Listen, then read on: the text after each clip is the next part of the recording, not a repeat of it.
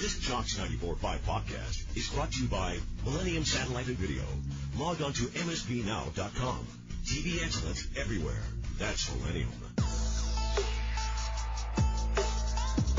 McElroy and Cubelic in the morning starts now. Welcome back in. McElroy and Cubelic in the morning. Some quick NFL news. Matt Zenitz reporting the Packers are expected to release Isaiah Simmons, linebacker. I was told he was going to change the NFL. Surely not. All you have to do is just not have a position. Jeez. I feel good about it. All right. You're getting a steal on his fourth team. Where are all those Stanford Steve and the Bear podcast listeners that told me I was dumb? Oh, boy. Are they here? Are they boy. coming out? Nope, they're not going to show up again. Good. Thanks for playing, guys. Bye. Appreciate that. Bye. You got a better chance of heading down to Bromberg's and find something nice for your loved one today. Yeah, Bromberg's does a great job. They have so many options for you. Gold, silver, platinum jewelry. It's incredible. They've always gone above and beyond every single time I've walked in there. It's the only place I've shopped. I mean, because I've had such a great experience every single time I walk in. They have options. They have beautiful diamonds. They have watches that are incredible. It's just an elevated experience when you shop at Bromberg's. And you'll understand what I'm saying. When you walk in the door, you'll see it. The Mountain Brook store is undergoing a massive renovation to elevate your experience. They also have done a great job with making sure that every single person that walks in there, regardless of what your budget is, you're going to get something that will last multiple generations. So go and check out Bromberg's. There's the reason why they've been in business for nearly 200 years. Go and check them out in Mountain Brook Village and at the Summit. You can also look online at brombergs.com. Some other college football news before we get to Bruce Pearl, referencing to get him on the phones now. South Carolina gets running back Rashul Faison eligible. He receives that waiver from the NCAA GMAC. That's big. He Massive. is super productive. He can be a hammer. A guy that does not like to run out of bounds, loves to get north and south. Just somebody that they probably need in that run game to offset a little bit from Lenora Sellers. And he has a little bit more home run, I feel like, than Rocket Sanders, too. I think he can take it the distance. He's not a guy that has. Rocket Sanders was, he had the body of an 80-year-old. Well, but I mean, back in the SEC, he still got out in the open field a couple times last year. Did some really good things for South I Carolina. know. I think that, but this guy has a chance to really kind of create, and that would be huge. So would be really, really big. The question that all of our listeners are wondering is who's going to create for Bruce Pearl's basketball team this year. We're not worried about South Carolina running backs being able to create for their team.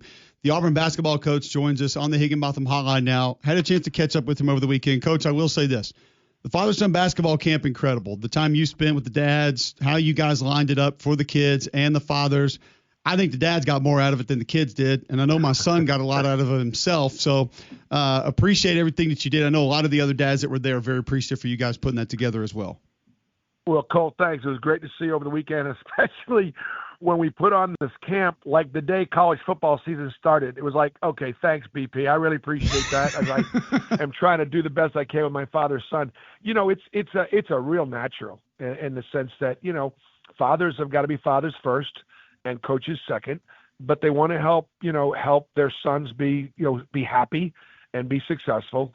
And since, we are here on our staff, I've got nothing but coaches who are fathers. It's a great way to just sort of share and something that's there really aren't clinics for how to be fathers.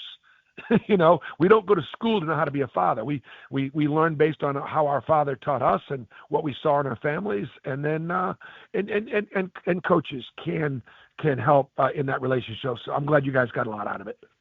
Unfortunately, it sounds like Cole, you guys felt bad for him, and he ended up winning the slam dunk contest because of sympathy. Co-champion.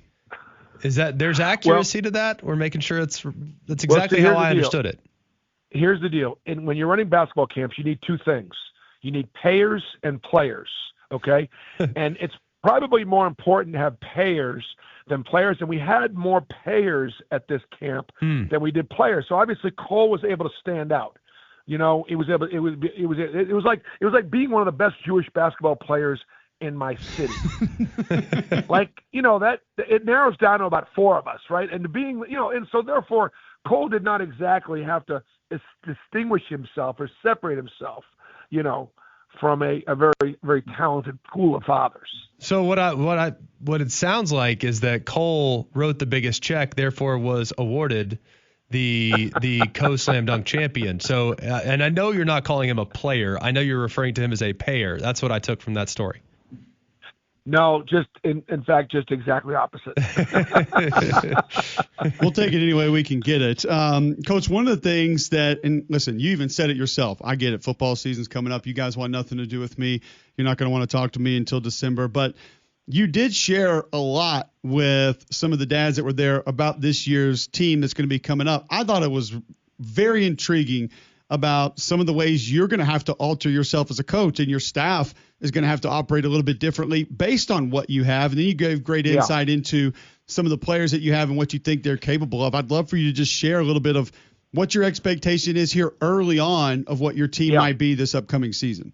Well, I appreciate it. And I appreciate the opportunity. And Cole, you and I talked about, whether or not this is a good week to come on or not come on, talk about Auburn basketball, because look, I want all eyes and all of attention on Coach Freeze and our football program and what we think has got a chance to be a very, very exciting year. And so I'm very conscious of, once football season starts, really not talking a lot about basketball. Once we start practicing, as you get closer to October, all right, then we're going to start letting the attention, shift our way. And sure, we'll be putting things out on schedules and opponents, and we're going to be announcing our Atlanta opponent over in Atlanta this today. But anyways, yes, let's have a dive into it. We're going to be different. We returned one player really, and Todd Pettifer. Nobody lost more than Auburn, maybe in the entire country. And yet at the same time, we had to have a great recruiting year and a great rebuilding year. And I think in many ways we did. So at point guard, as a team, we're smaller, we're faster, we're quicker, we'll spread it, we'll shoot it better. As a result, leads will not be safe, either when we have them and whether we'll be able to keep leads, because we won't be able to always control our defensive backboard, and we won't be as dominant defensively as we were a year ago. But at the same token, leads against us won't be safe, because I think we can score in bunches, we can score fast. I think we're going to be a really dangerous offensive team, but we're going to have to play at a faster tempo than we did a year ago, which sort of really is something that I'm more comfortable doing historically. And we got to find a way to do so without turning the basketball over. Caden Magwood is going to challenge Todd Pettifor at point guard. Caden is a freshman, and he's got a lot of Todd in him. And so I really like our young backcourt. Kevin Overton was a six-man at Texas Tech, and he's got a chance to be a starter for us. He's a tough, physical defender. Left-hander, can really, shoot the basketball. Abdul Bashir and Simon Walker are both going to compete for that position. One's a freshman, one's a sophomore, and they both can really shoot it. They both got great size. Again, I really like the depth that we have in our backcourt. But again, last year we had 9 seniors. This year I have 8 underclassmen. I've got 8 freshmen and sophomores. So we're just a lot younger. The key to success is getting old and staying old. We've proven that in the transfer portal. But I like all my young kids, and I think they're all going to be effective and really, really good. At small forward, Elijah Freeman is a kid who got a chance to be an NBA player. He's one of my best NBA prospects. He's 6'8", he's long. He's a great rebounder. He can really shoot the basketball. He can go by you. He's got to get stronger so he can finish plays a little bit better. Keyshawn Hall is going to play both 3 and 4 for us. When he plays 3, we're going to actually have a bigger lineup, because he's going to be a really big 3-man. And he'll lead the SEC in free throws attempted. You can't stay in front of him. He can score on the basket. He can score inside and out. And hopefully he's going to continue. He'll grow and play more defense and get better on the defensive end. He's got a chance to, he got a chance to get drafted next year. Very excited about Keyshawn. And then on the front line, Keyshawn Murphy coming over from Mississippi State, a Birmingham boy that has really got better every year at Mississippi State. He has a chance to be one of the better stretch 5-men in the country. The way he can shoot the basketball with his length, his ability to put the ball on the floor and pass the basketball. We've got depth with Filip Jovic from Serbia, who's an older pro who can play both 4 and 5. Sebastian Williams is going to be is a way better than when I think a lot of people realize he was a top 100 high school kid, but he's physically strong, mature, tough, And then we've got a really interesting shot blocker, 7'1" sophomore, Emeka, who is going to be good this year, but next year could be a dominant inside player. So I like my roster. Just a lot. You're definitely going to need a program to be able to tell who the Auburn Tiger basketball team is going to be this year. Well, it's definitely going to be a bunch of new faces, but it's got to be kind of invigorating as a coach to kind of reform your identity on a year-to-year basis. Obviously, Janai was there for a long time. Like, you had that post presence, you had the rim protection that was offered with his length and experience, and others, of course, with the size you had down below. But it's got to be fun for you, Coach, as a guy that's been doing it a long time and had success for a long time. It's got to be kind of fun year to year to kind of figure out what you have. So at what point do you think you'll know exactly who you are and how you want to attack people in the season? You know, it's a great question, and you'll be shocked to hear this answer. I give this answer every year. We don't know until we start playing. Yeah. We really don't know. And everybody thinks coaches know. We don't. We don't know till we start playing games. Our schedule is very, very challenging, again, like it was last year. We're going to learn about a lot about when we first start playing. I think this team will have ups and downs. It won't be as consistent a team because we don't have the size to be able to physically defend like we did every night. We're still able to beat the best teams in our schedule, which is exciting. And I just don't know how consistent we're going to be. And as far as the rebuild is concerned, I don't mind the rebuild once in a while. I don't think I will enjoy the rebuild every year, which is what transfer portal and NIL has done to college basketball. And I think it's those two things combined together as they sit and as exist right now is not for the betterment of our game. It's not better for the betterment of the student athletes. I'm very proud of the fact that we have now graduated 50 student athletes in men's basketball in 11 years. And I tell you what, you can get all your little researchers out there. I shouldn't call them real researchers. Get your researchers out there. Get your people that are listening, people that hate Auburn. Go try to find me any basketball program in the country that's graduated more than 50 players in the last 11 years. And I guarantee you there won't be anybody in the SEC. There won't be very few in the Power Five. I'm so proud of that. But that's getting harder and harder to do now because the way the rules are set up, the kids are in the transfer portal shopping, looking for free agency, looking for more money and a better deal. And as a result, every time they transfer, they lose credits towards a degree. And there aren't enough people there aren't enough adults in the room that are talking about this and going, yeah, I get it. I love the NIL. I do. I don't like the way it is right now. I want my guys to own 5 Subways, not work at 1. And compensating the players is long, long overdue. But the way we're doing it right now is not presenting an equal competitive playing field, and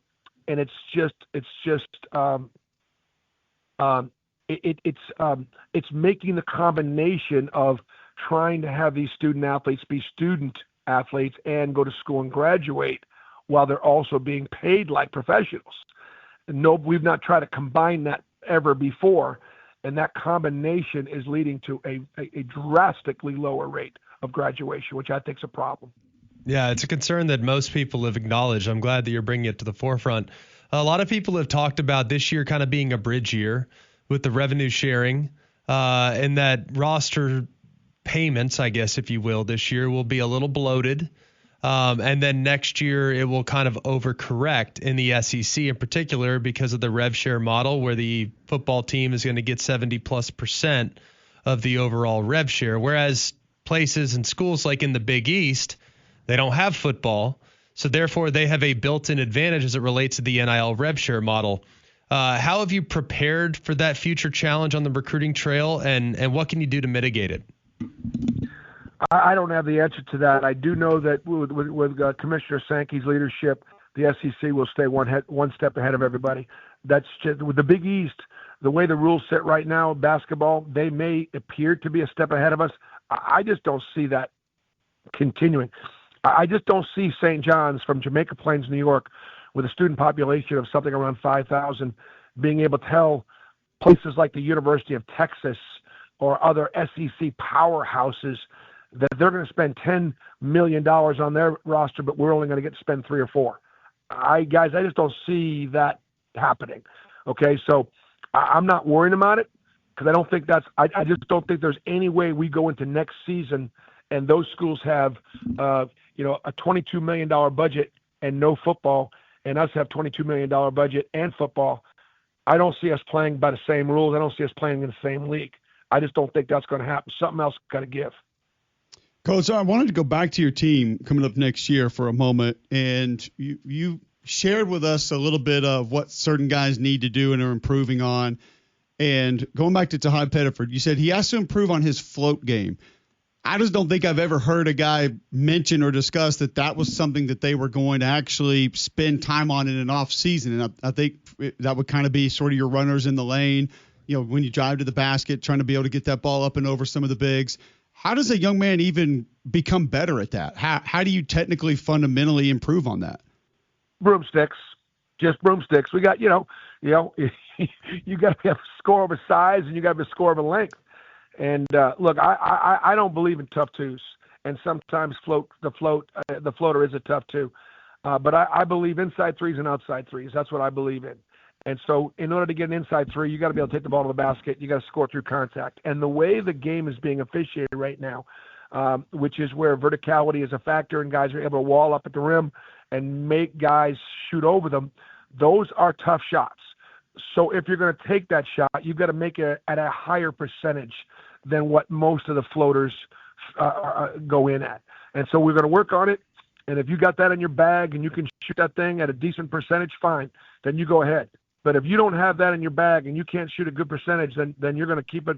Then you're going to keep that thing off the dribble, and then you're going to be playing off 2 feet, and you're not going to be shooting that shot. That's fascinating how things that we sort of just take for granted can be worked on, the skill can improve there. And that's another thing you talked about with your guards. You got to have bigger range as far as your jump shot, correct? That's why you've always been you've been okay with smaller point guards. Yep. No, you got smaller guys have got to be brilliant shooters. There's not there's only about 8 or 9 guys Tahad Pettiford size in the NBA. I mean, that's just a fact. And there are 30 teams, and size matters in jewelry, and it matters in basketball. And, I think that Todd is an example of a guy that can make it at the next level because he's got a different level of athleticism. He's got a different level of separation ability. He's got different level of instincts, but he's got that ridiculous range. He gets across the 10-second line, he can see it, he can make it. And that's something that's required of all great little guards. Here's something that, from a football guy's perspective, Greg and I talked about this when we first saw him play last year. I just want to hear your thoughts on this. When he first gets in games and we start watching him, that first step, that change of direction, Coach, appears to be very, very different. Where do you sort of play that out, lay that, compare that to other guys? Because that's one thing to us who we don't know basketball anywhere close to you or your staff. But I think any common person watching basketball was like, goodness gracious, when that young man decides to go, it looks very different than a lot of other human beings.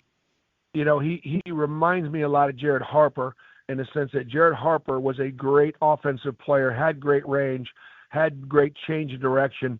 The one thing that Todd's a little bit more explosive than Jared. And so I remember asking Don Mattingly, who lived in Evansville, Indiana, when I lived in Evansville, Indiana, and he and my son Steven were baseball players and played on the same travel ball teams and stuff like that. So I got to know Donnie Mattingly a little bit, which was a real thrill for me because he was Donnie Baseball, one of the greatest baseball players ever play, and a humble man, and still a great leader in sports and professional baseball. So was his son.